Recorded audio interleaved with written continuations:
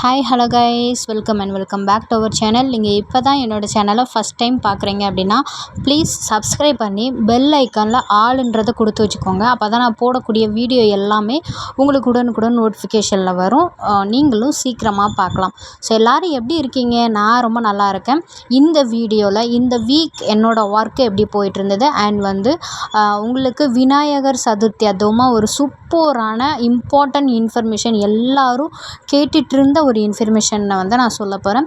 So skip பண்ணாமல் பாருங்கள். இந்த வீக்கில் ஆர்டர் கொஞ்சம் ஜாஸ்தியாகவே வந்தது. ஸோ உங்களுக்கு எல்லாருக்குமே தெரியும். நியூவாக பீப்புள் பார்க்குறீங்க அப்படின்னா தெரிஞ்சுக்கிறதுக்காக சொல்கிறேன். நம்மக்கிட்ட natural handmade harmless chemicals use பண்ணி தான் நம்மக்கிட்ட ஹேண்ட்மேட் ப்ராடக்ட் அவைலபிளாக இருக்குது. லைக் என்னென்னு பார்த்தீங்க அப்படின்னா skin care product, hair care, health care, beauty care, இந்த மாதிரி நிறைய ப்ராடக்ட் இருக்குது. So face wash, handmade soaps, sunscreen, toners, gels and cream, lip balm, skin glow oil, eyebrow lash grow oil, இந்த மாதிரி நிறைய விஷயங்கள் இருக்குது. ஸோ அந்த ஆர்டர்ஸ் எல்லாமே பேக் பண்ணி கொடுத்துக்கிட்டே இருந்தேன். ஆர்டர் வர கொடுத்துக்கிட்டே இருந்தேன். உங்களுக்கு ஆர்டர் வர்றதுக்கு கொஞ்சம் டைம் எடுக்குதுன்னா ப்ளீஸ் வெயிட் பண்ணுங்கள். உங்களுக்கு சனி ஞாயிறு இடையில வந்துச்சுன்னா கண்டிப்பாக அந்த டே ஒர்க்கிங் டேவாக இருக்காது, லேட் பண்ணுவாங்க. ஸோ அதனால் கொஞ்சம் வெயிட் பண்ணிக்கோங்க. அண்ட் அதுக்கப்புறமா பார்த்தீங்க அப்படின்னா ஸ்கின் கேர் ஆயில், நம்ம பிராண்டில் இருக்கக்கூடிய fast moving product skin care oil prepare பண்ணிகிட்டு இருந்தேன். ஸோ இது ஆல்ரெடி நான் தனி வீடியோ நிறைய அப்லோட் பண்ணியிருக்கிறேன். பார்க்காதவங்க பார்த்து தெரிஞ்சுக்கோங்க. ஸோ இந்த வீக்லி விலாக்னால் இதுவும் நான் இன்வால்வ் பண்ணியிருக்கிறேன். ஸோ இந்த ஸ்கின் கேர் ஆயிலோட நிறைய பெனிஃபிட், நிறைய ரிவ்யூவுமே இருக்குது. ஸோ நான் ஆல்ரெடி சொன்ன மாதிரி வீடியோ போட்டிருக்க, பார்க்காதவங்க பார்த்து தெரிஞ்சுக்கோங்க.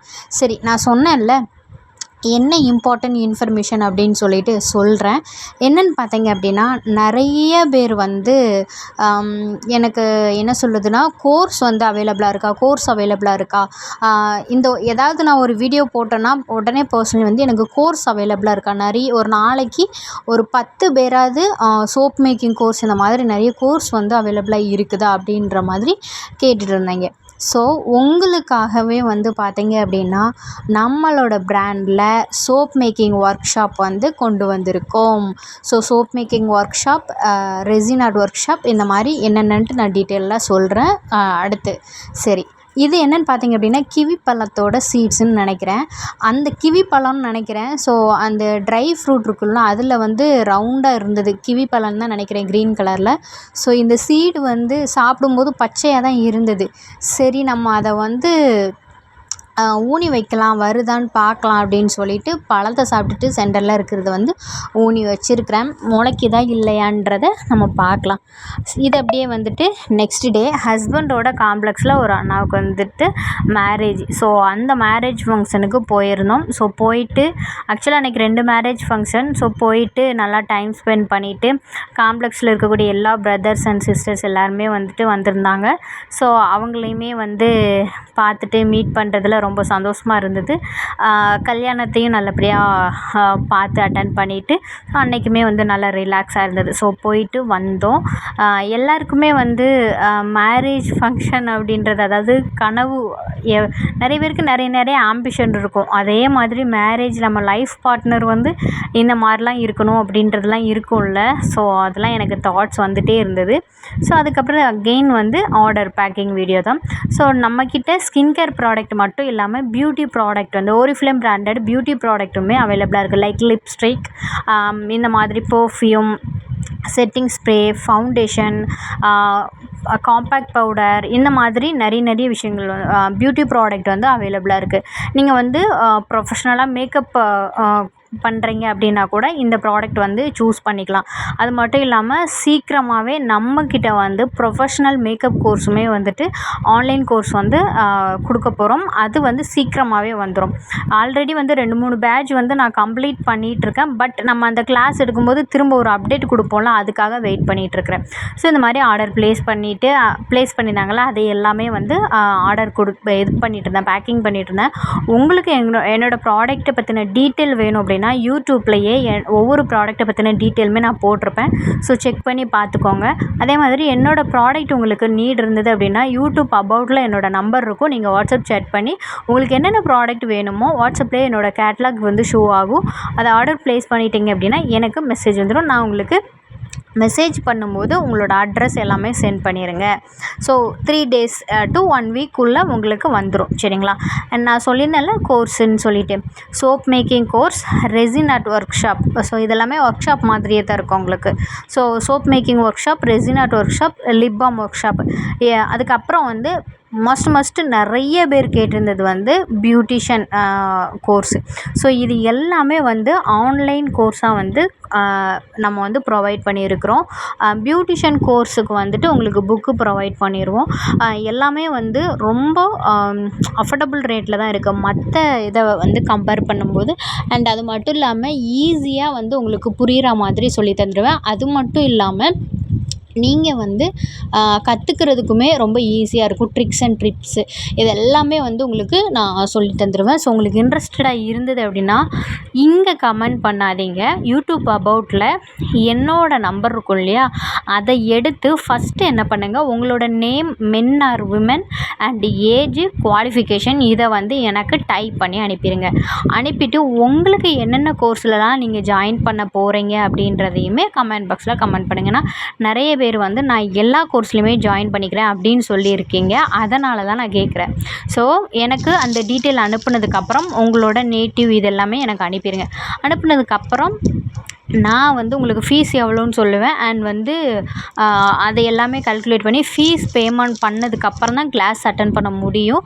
ஸோ ஃபீஸ் பே பண்ணதுக்கப்புறம் ஃபஸ்ட்டு உங்களுக்கு வந்து பியூட்டிஷியன் கோர்ஸுக்கு வந்து புக்கு வந்து உண்டு. ஸோ அந்த புக்கு வந்து உங்களுக்கு அனுப்பி வச்சுருவேன்.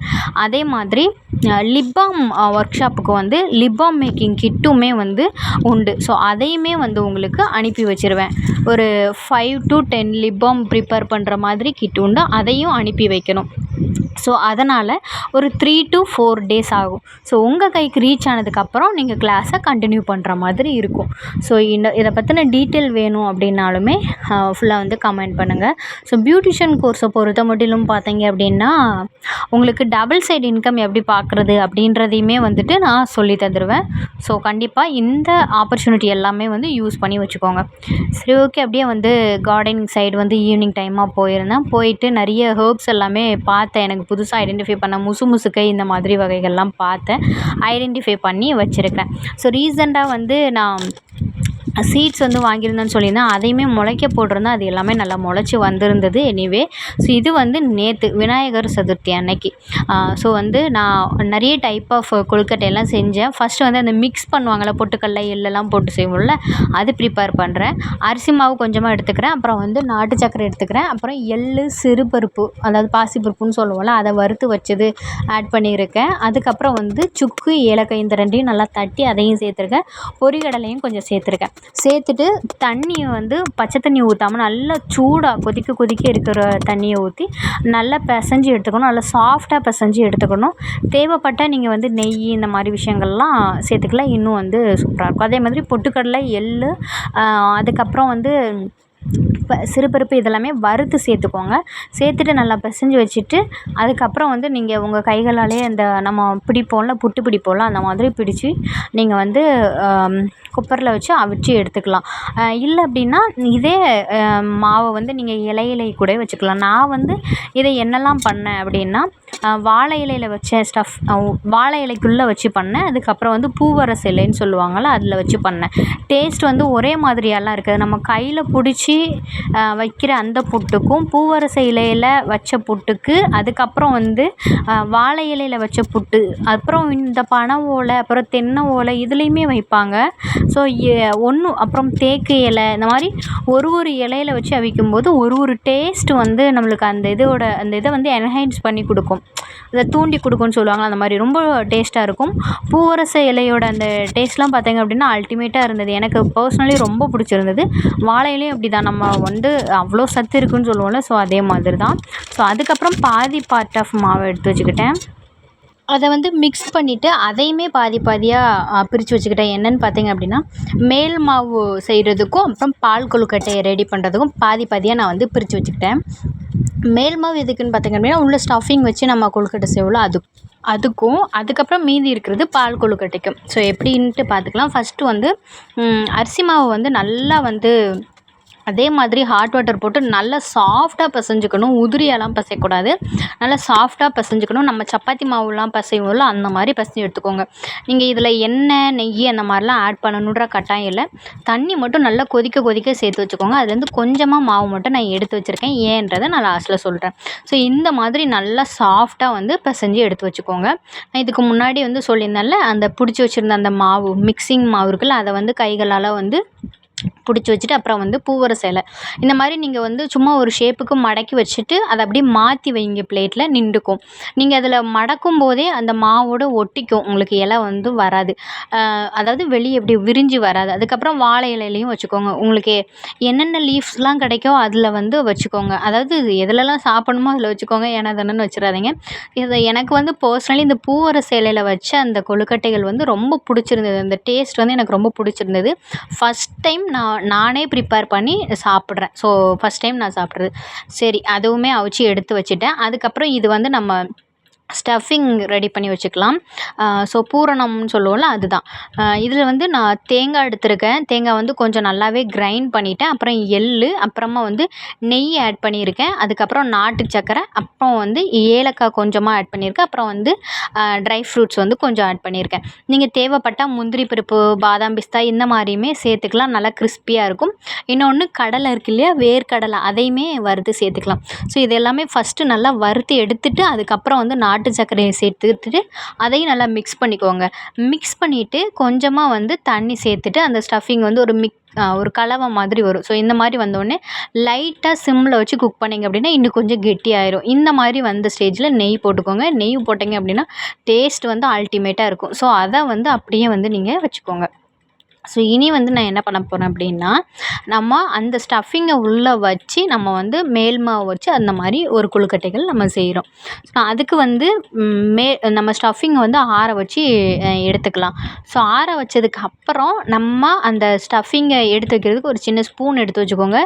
கைட்டெல்லாம் எடுத்து வைக்காதீங்க. ஏன்னா தேங்காயை வச்சு நம்ம செய்கிறதுனால, தேங்காயை வந்து முக்கியமாக வறுக்கிறதுக்கு ரீசன் நெக்ஸ்ட் டே கூட அப்படியே இருக்கணும் அப்படின்றதுனால. அதே மாதிரி இந்த ஸ்டஃபிங்கை வந்து கைட்டு எடுத்து வைக்காமல் ஒரு ஸ்பூன் வச்சு போட்டிங்க அப்படின்னா நெக்ஸ்ட் டே அந்த நூல் விடும்ல, அந்த மாதிரி வராமல் நல்லாயிருக்கும். ஸோ அந்த ஸ்டஃபிங்கை உள்ளே வச்சுட்டு இந்த வாழை இலை வச்சுக்கோங்க. இல்லைனா கையில் எண்ணெயை அப்ளை பண்ணிக்கோங்க. அப்போ ஒட்டாமல் வரும். ஸோ அந்த மாதிரி அந்த மாவை கொஞ்சம் கொஞ்சமாக எடுத்து வச்சுட்டு அதில் உள்ளே வச்சு எடுத்து வச்சுக்கோங்க. இப்போ வந்து நான் பால் கொழுக்கட்டைக்கு நல்லா கொஞ்சம் நீளமாக உருட்டி வச்சு அதுலேருந்து கொஞ்சமாக பிச்சு பிச்சு நம்ம அந்த ஷேப் இருக்கும் இல்லையா, கொஞ்சம் நீட்டு ஷேப்பு, அப்புறம் வந்து உருண்டை, குட்டி குட்டி உருண்டை, இந்த மாதிரி வந்து அதை எல்லாமே ரெடி பண்ணி வச்சுருக்கேன். அப்புறம் ஸ்டஃபிங் வச்ச அந்த கொழுக்கட்டையுமே வந்து ரெடி பண்ணி வச்சுட்டேன். நல்லா பெரிய பெரிய சைஸ்லேயுமே ரெடி பண்ணி வச்சுட்டேன். சாப்பிட்றதுக்கு வந்து நல்லாயிருக்கும். நல்லா ரொம்ப தண்ணியாக வைக்காதீங்க. சில டைம் வந்து அது வெடித்து அது லிக்யூடாகி வெளியே வந்து அந்த மாதிரி இருக்கும். ஸோ அதனால் அந்த மாதிரி வச்சுக்கோங்க. உங்ககிட்ட வந்து நான் இப்போ அந்த ஏதாவது நம்ம வச்சு அந்த அச்சின்னு சொல்லுவோம்ல, அதில் கூட நான் வைக்கல. எல்லாமே கைட்டே தான் ப்ரிப்பேர் பண்ணியிருக்கிறேன். இந்த ஸ்டஃபிங் வச்ச கொழுக்கட்டையுமே வந்து வாழை இலையில வச்சுட்டு அதுக்கப்புறம் வந்து பார்த்தீங்க அப்படின்னா நான் வந்து உள்ள ஸ்டஃபிங் வச்சு அதை அப்படியே இலைய வச்சு மூடி வச்சுட்டேன். அதுவுமே ரொம்ப சூப்பராக இருந்தது. நான் கூட நினச்சேன் வெடித்து வந்துருமோ அப்படின்ற மாதிரி. ஸோ இந்த இடையில இந்த ஒரே ஒரு இது மட்டும் கையில் தண்ணி வச்சுட்டேன். அது வந்து கொஞ்சம் இதுவாயிருச்சு. ஸோ அதை மட்டும் பார்த்து வச்சுக்கோங்க. எக்ஸ்ட்ரீம் வாட்டர் போட்டுக்காதீங்க. மற்றபடி இந்த மாதிரி இலையில வச்சு சென்டரில் அந்த ஸ்டஃபிங் இருக்கு இல்லையா, பூரணத்தை வச்சு இலைய அப்படியே மூடிடுங்க. அதுவே வந்து ரொம்ப சூப்பராக இருக்கும். டேஸ்ட் வந்து ரொம்ப சூப்பராக இருந்தது. ஸோ இதை வந்து கண்டிப்பாக ட்ரை பண்ணி பாருங்கள். நான் வந்து ஒரு பால் கொழுக்கட்டை ஒன்று, அப்புறம் வந்து அந்த மிக்ஸ் பண்ணி வச்ச அந்த கொழுக்கட்டை ஒன்று, அப்புறம் வாழை இலை கொழுக்கட்டை, அப்புறம் பூவரச இலை கொழுக்கட்டை, அப்புறம் வந்து ஸ்டஃபிங் இது. ஸோ இந்த மாதிரி 5 டைப் ஆஃப் கொழுக்கட்டை வந்து ரெடி பண்ணேன். இன்னொன்று வந்து நான் பண்ணினேன், நல்லா இருந்தது. ஆனால் வந்து பாஸ்மதி ரைஸ்ன்னு சொல்லுவோம்ல, அதில் பண்ணோம் அப்படின்னா இன்னும் எக்ஸ்ட்ரீமாக சூப்பராக இருந்திருக்கும் பார்க்குறதுக்கு நல்லா. எப்படின்னு பார்த்தீங்க அப்படின்னா, நம்ம இப்போ ஸ்டஃபிங் வச்சு இந்த மாதிரி உருண்டைகளாக ரெடி பண்ணுறோம்ல, அந்த உருண்டைகளை மேலாப்பில் நம்ம என்ன பண்ணலாம் அப்படின்னா, பாஸ்மதி ரைஸை வந்து ஊற வச்சுக்கோங்க. ஊற வச்சுட்டு அது நல்லா ஊறின பிறகு ஒரு பிளேட்டில் எடுத்து வச்சுட்டு இந்த உருண்டைகளை அதில் உருட்டி எடுத்துடணும். உருட்டி எடுத்து அவிக்கும் போது சேர்த்து அவிச்சிட்டோம் அப்படின்னா நல்லா அது வந்து பார்க்குறதுக்கே சூப்பராக இருக்கும். ஒரு ஃப்ளவர் மாதிரி இருக்கும் பார்க்குறதுக்கு. நான் அந்த மாதிரி பண்ணினேன். ஆனால் எனக்கு அந்த ஃப்ளவர் மாதிரி வரல. ஆனால் டேஸ்ட் வந்து நல்லா இருந்தது. நான் வந்து நார்மல் அரிசி இருக்கும்ல, அந்த அரிசியில் வச்சேன். பாஸ்மதி ரைஸில் வச்சிங்கன்னா நல்லா பூ மாதிரி விரிஞ்சு விரிஞ்சு இருக்கும். அந்த மாதிரியுமே நான் பண்ணினேன். அதுக்கப்புறம் வந்து பால் கொழுக்கட்டைக்குமே தனியாக இது பண்ணிக்கிட்டேன். நீங்கள் இந்த மாதிரி கொஞ்சம் நல்லா சாஃப்டாக பிசைஞ்சிங்கன்னா தான் நீங்கள் இவ்வளோ டைம் எடுத்து பண்ணுறீங்க இல்லையா, ட்ரை ஆகாமல் இருக்கும்.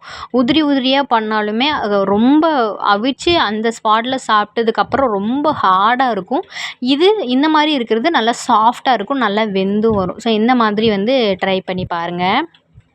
உள்ளே வைக்கிற அந்த ஸ்டஃபிங் அந்த பூரணம் இருக்குது பாருங்கள், அது நிறைய பேர் வந்து மாவுமே வச்சு செய்வாங்க. பொட்டுக்கடலை மாவு அதையுமே நல்லா வந்து செய்வாங்க. அப்புறம் வந்து அந்த பச்சை பயிறு இருக்கு இல்லையா, அதை மசிச்சு வச்சு செய்வாங்க, அந்த சுசிய மாதிரி. அதுக்கப்புறம் வந்து பார்த்திங்க அப்படின்னா அந்த சிறுபருப்பையுமே வறுத்து அதை அவிச்சு அதுக்கப்புறம் வந்து அதை வச்சுமே செய்வாங்க. ஸோ அந்த மாதிரி பண்ணலாம், டேஸ்ட்டு சூப்பராக இருக்கும். அது வந்து அன்னைக்கு மட்டும் நம்ம சாப்பிட்டுக்கலாம். என்கிட்ட வந்து நான் வறுத்து போட்டிருக்கேன், அதனால் எல்லாத்துலேயுமே அந்த டேஸ்ட் இருந்துச்சுன்னா கொஞ்சம் இதுவாக அப்படின்றதுனால தேங்காய் ஸ்டஃபிங் வச்சு பண்ணியிருக்கிறேன். தேங்காய் ஸ்டஃபிங்லேயுமே வந்து நீங்கள் சீனி வச்சு பண்ணிங்க அப்படின்னா வேறு டேஸ்ட் இருக்கும். நாட்டு சர்க்கரை, பனங்கற்கண்டு இந்த மாதிரி வச்சு பண்ணிங்க அப்படின்னா அது வேறு டேஸ்ட் இருக்கும். அச்சு வெல்லம் வச்சு பண்ணிங்க அப்படின்னாலும் ஒன்றுத்துக்கும் ஒரு டேஸ்ட் இருக்கும். ஸோ நீங்கள் இந்த இலையில வச்சு இந்த மாதிரி வச்சுட்டு அந்த ஓரங்களில் மட்டும் நல்லா ப்ரெஸ் பண்ணி விட்டுக்கோங்க, அந்த இது வந்து வெளியே வராமல் இருக்கிறதுக்கு. ஆனால் வெளியெல்லாம் வரல, அந்த கொஞ்சம் வெளியே தெரிஞ்சது. நான் வெளியே வந்து ஒரு மாதிரி கொலாப்ஸப் ஆயிருமோன்னு பார்த்தேன், அப்படிலாம் இல்லை. இலையில நல்லா வச்சுட்டு நல்லா ஸ்டஃபிங் எல்லாம் வெளியே வராமல் பார்த்துட்டு நம்ம வந்து ஃபைனலி அவிச்சு எடுத்துட வேண்டியதான். ஸோ இது வந்து பார்த்திங்க அப்படின்னா பால் கொழுக்கட்டை. ஸோ பால் கொழுக்கட்டைக்கு வந்து வெந்நீர் நல்லா கொதிக்க வச்சதுக்கப்புறம் அதில் வந்து நான் வந்து 1/2 லிட்டர் பால் வந்து சேர்த்துருந்தேன். ஸோ சேர்த்துட்டு அதையும் நல்லா கொதிக்க வச்சுக்கோங்க. கொஞ்சம் எல்லோயிஷ் கலராக வரும்ல, ஸோ இந்த மாதிரி நல்லா சுண்ட காய்ச்சின பிறகு நம்ம குட்டி குட்டி பவுல்ஸாக நம்ம வந்து பண்ணி வச்சுருந்தோம்னா அந்த ஷேப்பு அது எல்லாமே வந்து உள்ளே போட்டு அதையும் வந்து நல்லா குக் பண்ணுங்கள். அரை வேக்காட்டில் பண்ணிங்க அப்படின்னா நல்லாவே இருக்காது. அதே மாதிரி நீங்கள் மாவு வந்து நல்லா வெந்நீர் இருக்கு இல்லையா, ஹாட் வாட்டர் போட்டு நம்ம பிசைஞ்சால் மட்டும்தான் இந்த பாலில் போட்டு நம்ம குக் பண்ணும்போது உடையாமல் வரும், இல்லைனா உடஞ்சிரும். ஸோ அதை மட்டும் நல்லா சாஃப்டாக பிசைஞ்சு இதுக்குள்ளே போட்டுக்கோங்க. அதே மாதிரி உருண்டைகள் போடுறோம்ல, ரொம்ப பெருசாக போடாமல் ஒரு மீடியம் சைஸில் போட்டிங்க அப்படின்னா சாப்பிட்றதுக்கு நல்லாயிருக்கும். ஸோ இதெல்லாம் போட்டு நல்லா கொதிக்க வச்சதுக்கப்புறம் நான் வந்து ட்ரை ஃப்ரூட்ஸு சேர்த்தேன். அது காஞ்ச திராட்சை, அப்புறம் வந்து கொஞ்சம் பாதாம், அப்புறம் முந்திரி, இதையுமே வந்து குட்டி குட்டியாக வந்து கட் பண்ணி போட்டுட்டேன். அதுக்கப்புறம் இதில் வந்து அரிசி மாவு வந்து நான் கொஞ்சம் எடுத்து வச்சேன்னு சொன்னேன்ல, அதை வந்து தண்ணியில் நல்லா கரைச்சிக்கோங்க. கரைச்சிட்டு இதில் ஊற்றிக்கோங்க. ஏன்னா ஒரு திக்னஸ் இருக்கும். அதே மாதிரி இதில் பால் சேர்த்துருக்கோம். நான் வந்து பனங்கற்கண்டு வச்சு தான் செய்ய போகிறேன். ஸோ பனங்கற்கண்டு போடும்போது தெரிஞ்சிடக்கூடாது இல்லையா, அதனால் அரிசி மாவு சேர்த்துட்டோம் அப்படின்னா அந்த மாதிரி ஆகாது. ஸோ வந்து அரிசி மாவுமே சேர்த்துக்கோங்க, அதுக்கப்புறம் நெய்யுமே சேர்த்துக்கோங்க. ஸோ இப்போ சேர்க்குறது வந்து அந்த அரிசி மாவு வாட்டர் தான். ஸோ அதை வந்து சேர்த்துட்டிங்க அப்படின்னா இன்னும் திக்காயிரும். திக்கானதுக்கப்புறம் நல்லா மிக்ஸ் பண்ணி விட்டுக்கோங்க. நெய்யுமே நிறைய சேர்த்துக்கோங்க, அப்போ தான் நல்லா டேஸ்ட்டாக இருக்கும். அதுக்கப்புறம் அந்த கலர் வந்து நல்லா இதுவே ஒரு எல்லோயிஷ் கலரில் இருக்கும். எனக்கு லைட் அந்த ப்ரௌனிஷ் கலரில் வேணுன்றதுனால நான் வந்து நாட்டு சக்கரை வந்து கொஞ்சம் சுகர் வந்து நல்லா என்ஹான்ஸ் பண்ணி கொடுக்கணுன்றதுனால சீனியும் சேர்த்துக்கிட்டேன். அது பாதி இது பாதி சேர்த்துக்கிட்டேன். கலர் வந்து பார்க்குறக்கு இந்த மாதிரி ஒரு மைல்டான கலர் இருக்கும், ரொம்ப நல்லாயிருக்கும். ஸோ இந்த பால் கொழுக்கட்டை வந்து எனக்கு அல்டிமேட்டாக வந்துருந்துச்சு டேஸ்ட்டு.